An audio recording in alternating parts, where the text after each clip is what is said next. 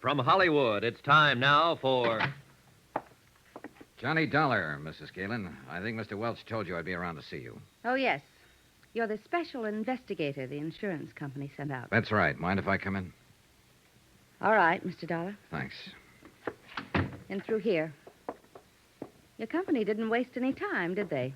Sending you out here, I mean. No more than you did in filing your claim. I have a right to it. With Eddie gone now, I need the money. I see. Sit down. Thanks.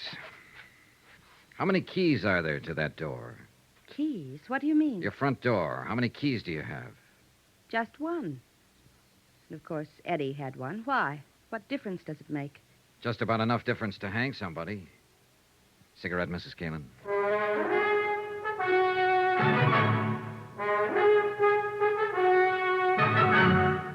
Tonight and every weekday night, Bob Bailey in the transcribed adventures of the man with the action-packed expense account, America's fabulous freelance insurance investigator. Yours truly, Johnny Dollar.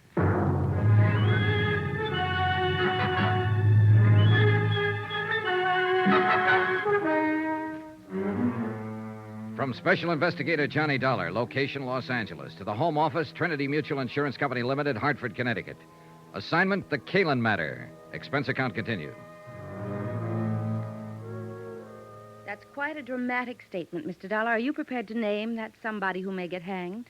Not at the moment. Could it be that you don't have a name? That's possible, of course. That you're just fishing, so to speak? Bluffing? Now, why would I do that with you? I don't know, frankly, but you must have come here for some reason. Yes, I wanted to ask you a few questions. And you'd be smart to answer them, under the circumstances. What circumstances? The only one I know anything about is the tragic one of losing my husband only 3 days ago. You have my sympathy, Mrs. Caylin. Sergeant Minosa questioned me for hours. There's nothing more to answer. Will you go now, please? All right, if you say so. Your unwillingness to cooperate will undoubtedly prejudice your claim for the insurance. That's all you care about, isn't it? Finding some excuse for not paying off the policy. Now, wait a minute, Mrs. Caylin. I'm not crooked, and neither is the company. If a claim is legitimate, they pay it, always. I'm sick of being under suspicion, of being accused. I'm not accusing you of anything. All I'm after is some information. And if you refuse to give it... Good night, Mrs. Caylin. No, wait. Wait, Mr. Dollar. Yes? Don't go. Come back, please. I'm sorry. I've been under such a strain, on edge. Forgive me. That's all right. Forget it. I didn't mean what I said, but I've answered so many questions. And to go through all of it again, well, it seems so pointless. Yes, I understand. But I've found that people say things to me sometimes that they forget to say to the police.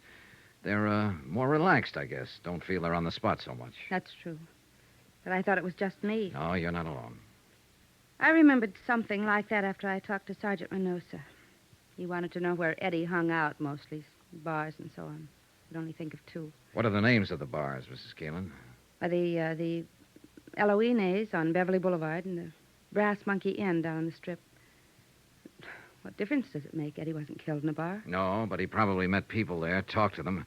You see, it's a matter now of trying to reconstruct his life, step by step, right up to the moment he died. You'd be surprised how much bartenders see and hear. And remember. I suppose they do. All right, Mr. Dollar. I'll be glad to answer any questions you want to ask. Good. One thing, though. I wasn't expecting visitors, of course, and I wonder if I could have just 5 minutes to change and freshen up a little. Oh, well, that's unnecessary. I won't be here long. But I'd feel better, really. Do you mind? No, of course not. Go ahead. I'll be right back. Pour yourself a drink, Johnny.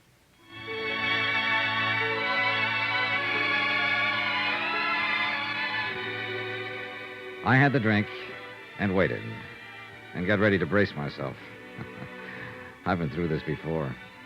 Attack plan number 2, a common garden variety. When you can't beat 'em, join 'em. And when the joiner is a lovely woman, the maneuver usually starts with some paraphrase of, slip into something more comfortable. Why don't you have a drink? And a sudden switch to first names. And it always ends up with you and I against the world. And couldn't you forget just one little mistake? The little mistake being something like arsenic in a husband's coffee. Yeah, an old familiar pattern. And a first resort just as often as a last. She was gone 20 minutes, not 5, but it was time well spent. A carefully casual touch with the hair, makeup skillfully softened, perfume, and one of those frothy nylon jobs designed for that special evening in. Bugle call, charge. Like another drink, Johnny? Thanks. I still have some. I think I could use one. Would you mind? Sure. What do you have? Scotch and soda, please.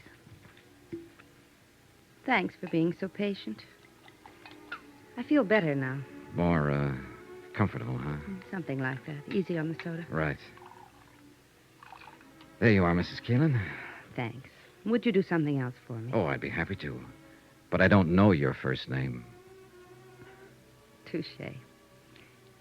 All right. What are your questions? How do you think it happened? I don't know. Not some enemy, because Eddie didn't have any. Just friends. Too many friends. Who are some of them? There's only one who really fits the definition, who's really lasted. His name is Pete Steimer. Pete Steimer. Where can I find him? You can't. Or at least the police haven't been able to. Nobody's seen him since that night. He's had nightclubs off and on, and in between he makes books. What about those other friends, the ones who don't last? They drift in, drift out, depending mostly on whether Eddie had any money at the moment. Of course, there were women. Oh? Showgirls, mostly dancers, strippers, so on. Know any of them? Hardly. Ever hear any of their names? Always made a point not to. Otherwise, I'd have killed him long ago. Did you kill him, Mrs. Caylin? No.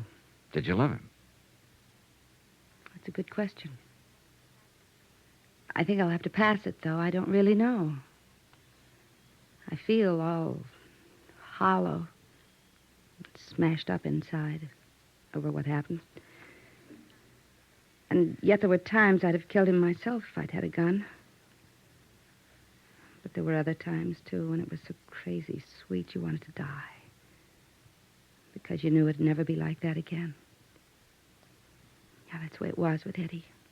Mad, mixed up. Like watching a 10-ring circus from the front seat in a roller coaster.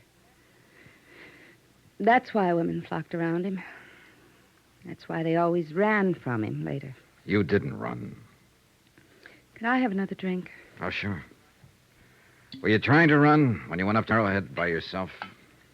Maybe. We'd had a fight. I ran out and told him I wasn't coming back. And only 3 days later, over the radio, I heard where he'd been found dead. Burned up in his car. Here you go. I guess they call it shock.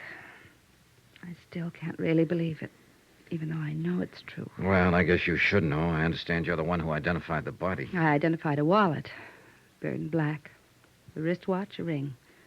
All of them things I'd bought for him. They told me there wasn't anything that could be called a body. Yeah, well, I'm sorry, Mrs. Caylin. I know this is painful It's for all you. right.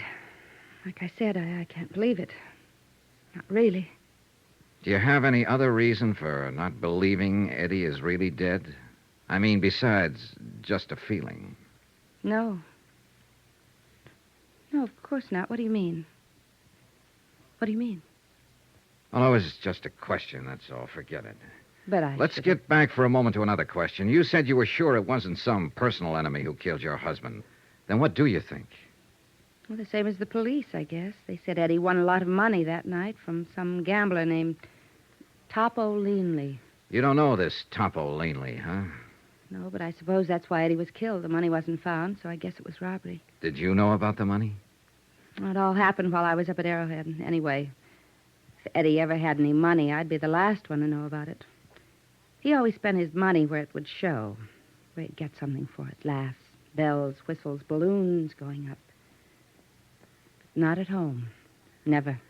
Yeah. I'm well, sorry. Forget I said that. I hate women who sit around drooling with self-pity. Like you said. I didn't run. I guess maybe I did love him, Mr. Dollar. Is there anything else you... No, I guess not. At least not tonight. You look a little beat. Yes, I'm afraid I am. You'd go around trying to keep up a front, but it's been rough. Yeah, I imagine. Well, That business a while ago, fixing myself up a little. This robe. I just had to do it. There are times when a woman has to feel like a woman. In order to feel anything, even sane.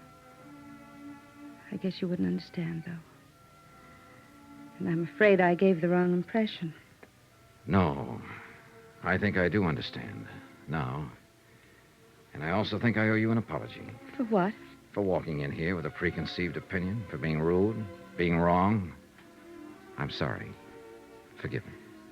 Forgiven. Forgotten. And come back again, please. Regardless. I might, on one condition. Yes? Your first name. Would you mind? It's Lila. Thanks, Lila. Good night. Good night.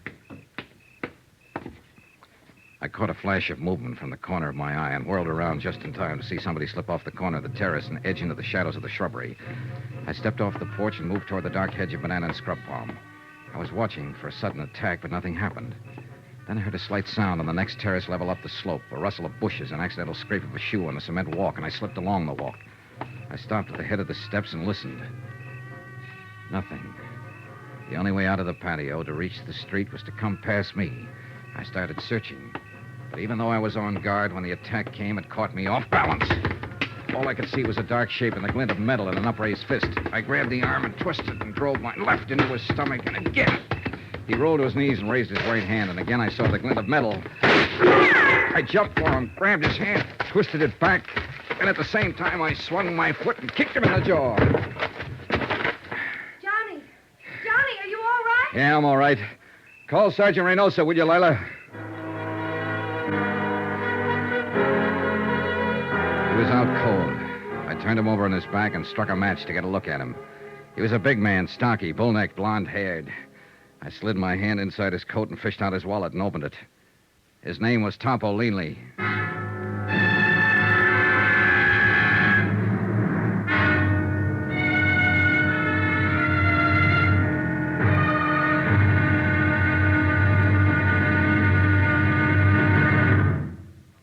Now, here's our star to tell you about tomorrow's intriguing episode of this week's story. Tomorrow, we meet a Latin doll from Santa Monica, an erudite bartender, and a terpsichorean ecdysiast. And they're all in the cast. Join us, won't you? Yours truly, Johnny Dollar.